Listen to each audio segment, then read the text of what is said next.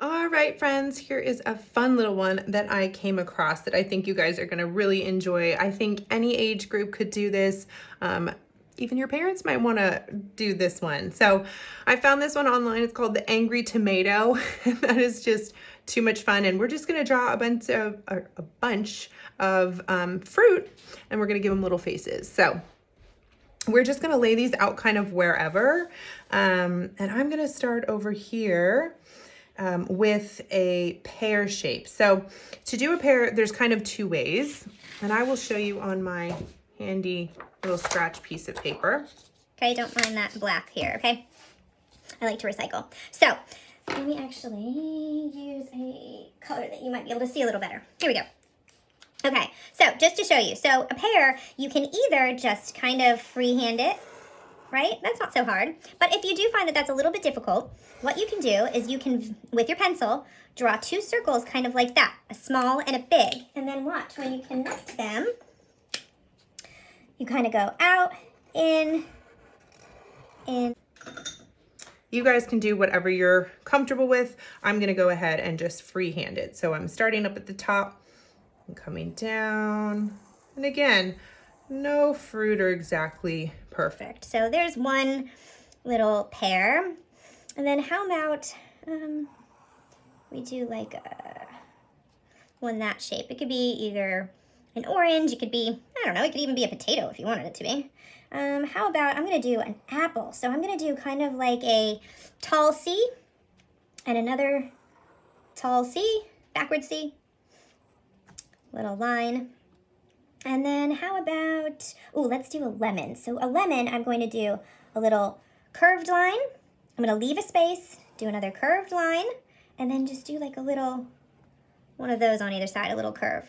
And then how about right here in the middle, I'm gonna do just a couple little cherries. So a little circle and a line, a little circle, line, and then how about one little leaf like that? All right, how about we do, oh, you know what have been so good this year are is it called the Millelos? I don't know, it's like a tangerine sort of, and they have that big lump on the top. And then they're kind of a uneven circle. So we'll do another one of those. Maybe I'll do another apple over here. So another one of those C's, backward C, little line. How about another pear over here? I really like those. Those are cute. And how about, what else do we want to do? Maybe some cherries down here also. So a circle, line, circle. This time I'm going to bring my leaf going in. Let's see what else we got. We could do another lemon or a lime maybe. Let's do a couple limes. So I'm going to do it kind of like I did the lemon, but just a little bit less of that little bump on either end, right? Because limes don't have quite as pronounced. I don't love that line. Let me fix that. Okay. We still have our little nooks. There we are. I'd say that's looking pretty good. And I'm just going to go ahead and go back and put a stem on these few that I missed. There we go. Beautiful. I'd say I like that where it is. So I'm going to go ahead and move on to the watercolor. So I'm going to use my pointy brush, but for this you really could use just about anything you have. So I'm going to start, I like to start with my lighter colors and then work my way up, but of course it's totally up to you. So I'm gonna start with my yellow for my lemon. I'm just gonna get a good wash of color on there. Ooh, got a stray little hair there, okay. And I'm just going to try my best to fill in the lines. A lot of times with watercolor, I really like when it goes over the edge, but for this one, I do try and keep the majority of it just right there inside the lines. Now, I'm gonna use that same yellow that I have on my brush. I'm just gonna put a little more water on it. And then I'm going to just gently, gently, gently put a tiny little bit of green, tiny little bit, a tiny little bit of brown, just right there from my edge. I'm talking the tiniest little bit, because I actually want, I'm gonna do my pear. I'm gonna pretend this is a Bartlett pear. And it's got that kind of greenish, but not super green. Uh-oh, a little over my line there. I'm actually going to go in just with a little bit more water right there and a little bit more green. Just a smidge. Ooh, might be a little much. There we go. See how beautiful that's coming? again, like that first wash of color, my first time I just did that green, it's a little bright. That's okay. Just blend it out. Cool. Okay, so for this other guy, what do I want to make him? He could even be, oh, you know what I'll make him? I'll make him a jicama. Do you guys know jicama? I love it. It's crunchy. It's great in a salad. Woo, little brown. Remember what I showed you guys in class? What my project were we doing that? Oh, our Laura Horn circles. I got a little too much brown on there. I just wash off my brush and just blend, blend, blend. No mistakes. Happy accidents, right? Okay. And you know what? They seem to have just a little bit of a yellowy kind of tinge too. So I'm going to come in and just give him just a little bit more color. Awesome. All right, next I'm going to do my orange right here in the middle. Again, get a lot of orange on my brush. I want this one to have a nice wash of color. Whoop, I need even more. There we go. That's what I want. Again, just trying to get our color on there without overworking our paper. And again, you can go in with a little bit of yellow also, just to layer up those colors, give it a little more interest, right? Art looks a little more interesting when you have a little variation in the color.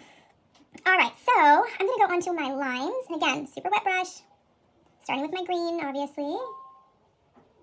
And I kind of like the idea of chewing two of the fruit together, since everything else there's just one of. I just kind of feel like that makes it look like, again, differentiation, little different layers of color and interest. And again, because limes are not just perfectly green, they have a little yellow in them. Go ahead and, yeah, there we go.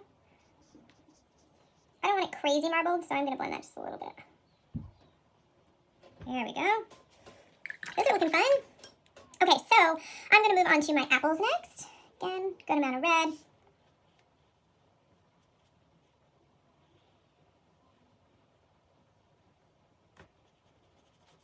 Of course, apples come in so many colors, you don't have to make your apple red.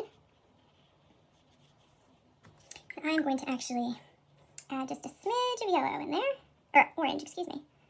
There you go. Don't want to overwork it, but I want that to blend just a little more. There we go. And you know what? I don't know what color I want to make that apple yet. It might end up being red. It might end up being more like a pink lady. But I'm not really sure because I want to see how the other things on my page play out. So I'm actually going to just, since I'm already working with red, I'm going to go ahead and do my cherries as well.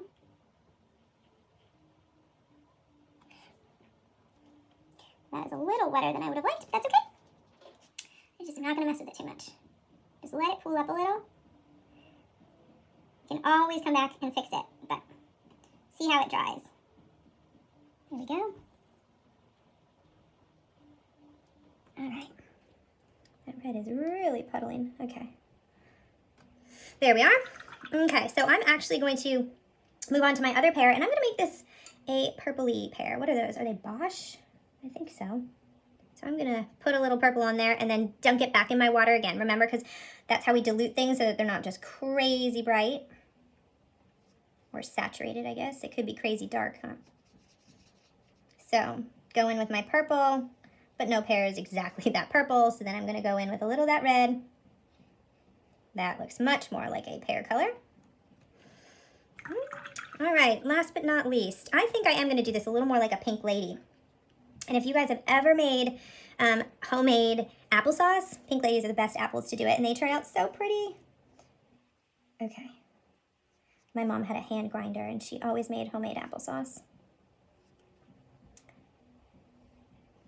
Okay. And you know what's funny? This is called the Angry Tomato, and I didn't actually draw any tomatoes, but you could. You could do the same thing with avocado, or with like pineapple, or so many fun things you could do with it. I'm still just adding a little more color. It's not quite where I like it. All right, I'd say...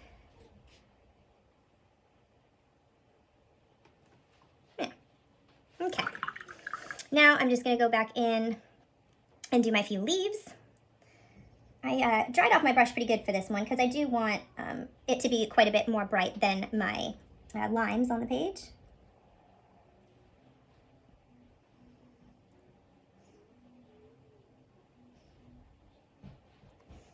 Okay, dry off just a little more water for that one. Okay, Let me see. I kind of missed that little corner right there. Okay. So now I'm just going to put, you could totally use a skinnier paintbrush for this part, but I'm just going to kind of bring mine to a point with my fingers best I can. And I'm going to get a little bit of brown and go over those stems. But I really want them to be a dainty stem. So if you feel like you can't get a good point with your brush, then definitely switch brushes. And I'm just going to do a little tiny, I don't want anything too stark, since everything on here is so delicate and light. Now I'm going to take off a little bit of that paint, and I'm even going to come in here on my cherry stem. And see how that brown went into the bottom of my cherry? That's okay. I'm not worrying about that. Again, it's just going to be like a shadow. Did it there too. I might even just go ahead and make a little dot on the other ones. Cool. Okay, so I'm going to let this dry. We cannot put faces on it until it is completely dry. So check back with you soon. Most of this is dry. My cherries are still a little damp, but I'm actually not going to put faces on them, so that doesn't matter. I'm going to use the smallest brush that I have. This actually is probably one that came in one of these watercolor sets, so that works really great. And again, if you don't have a really tiny brush, you really need a really tiny brush for this. So if you don't, you could totally do this with a Sharpie. I just kind of like the idea of the watercolor for it. But make sure that your fruit are dry or it is going to bleed like when we want the color to move around. So a little bit of water on the brush, not a ton, okay? And I'm gonna go into our black. And I like to put some on the brush and then kind of just gently pull it off the side just so I can see kind of how much paint is loaded onto my brush. And I'm just going to start over here with our first pear, and I'm not going to make him super angry. I'm just going to make him a little surprised. So he's going to have kind of wide set eyes, 2 little circles. I'm going to just take a little bit of that pigment off my brush, just a bit. And I'm going to make him have like a, oh dear. That's what I think he's saying. He's saying, oh dear, oh no. Okay. See, how cute is he? Okay, so we're gonna make this little apple over here. He's gonna be the super mad apple, okay? Let's see how this turns out. So, best way to make mad eyes, it's all in the eyebrows. So we make the 2 little eyes, and then he's got little diagonal eyebrows. And since he's so grumpy, he gets a big sad face. All right, so this guy over here, how about he's kind of got some eyebrow things going too. He's got some kind of straight ones. Okay, and then maybe let's take a little bit of color off. And I'm gonna give him some eyes also, some kind of lighter ones. And he's just kind of straight-lipped. He's not sure about what's going on. All right, so got some little characters going here, right? Okay, so our lemon, I cannot make a sad lemon, so our lemon's gonna be happy. How about for our orange? They're just not sure. So we're gonna do similar to our jicama up there. All right, so we've got that one. How about, let's see. How about for our pear, we do a couple little eyes, a little line for a nose, and he's also just not too sure about life right now. Maybe he's about to get eaten. He's not too happy about that. Okay, how about our other apple?